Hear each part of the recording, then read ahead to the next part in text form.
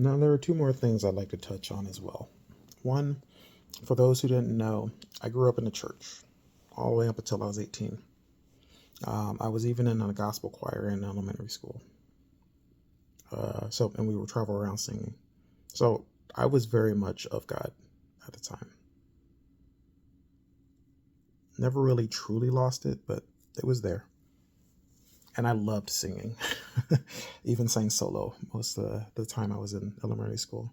I I was one of the rare few before I hit puberty anyway that had the ability to switch my voice between soprano and tenor, and I could regulate it between those two anytime I wanted to. I was really good at it. Miss that. Uh,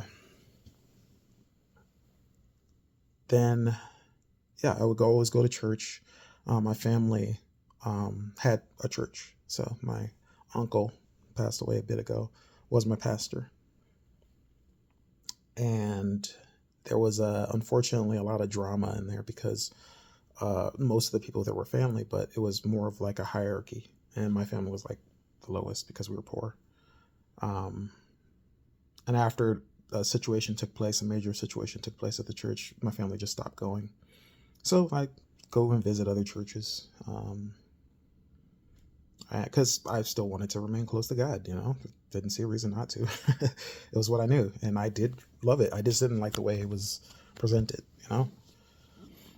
But after going to other churches, I started running into the similar situations where there was always some sort of hierarchy, and it would always turn me away again and again.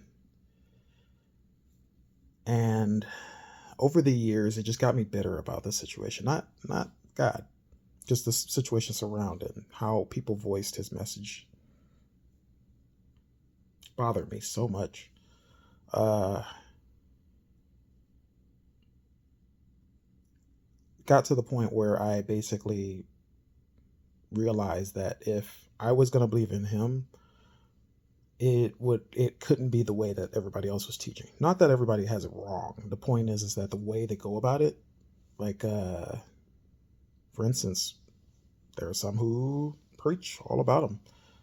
I mean, you do, but the point of what he did and what he was trying to get across was that it was a give and take of faith between everything.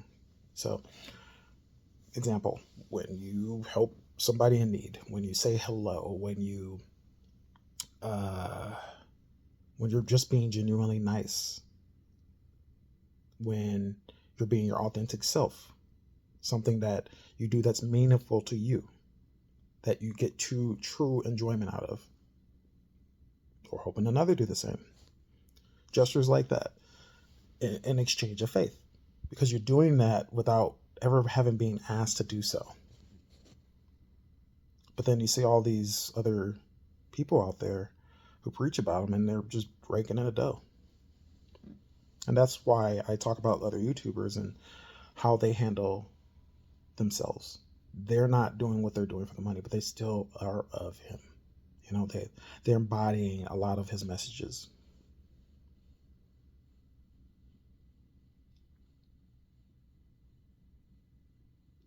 And that's the point. That's what I want to get across. Now, the other thing is that I don't want this channel to be all about me. I'm using myself as an example, putting myself out there so that people understand that life, yeah, is hard, can be hard, will be hard. You see the direction that I chose for 43 years, doing it under my own power, having faith in myself. All those bad situations could have been avoided with certain other alternative choices if I had more faith in myself. If I had a little faith in Him. That's why I keep talking about life giving you a choice, or it chooses for you. It never does it in an easy way.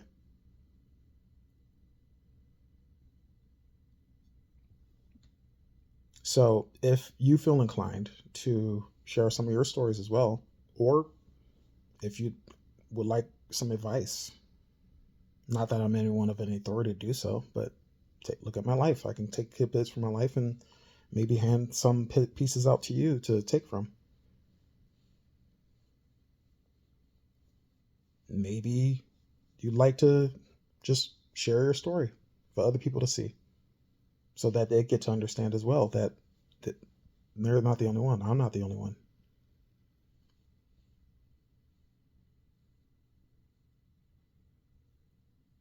I like to get it started to where people are able to actually start taking the opportunity to do the inner work for themselves, to find their place in these things and what's real and what's not, and what's doing good for them and what's not. And eventually, maybe find their faith in God. Or you can start out doing that.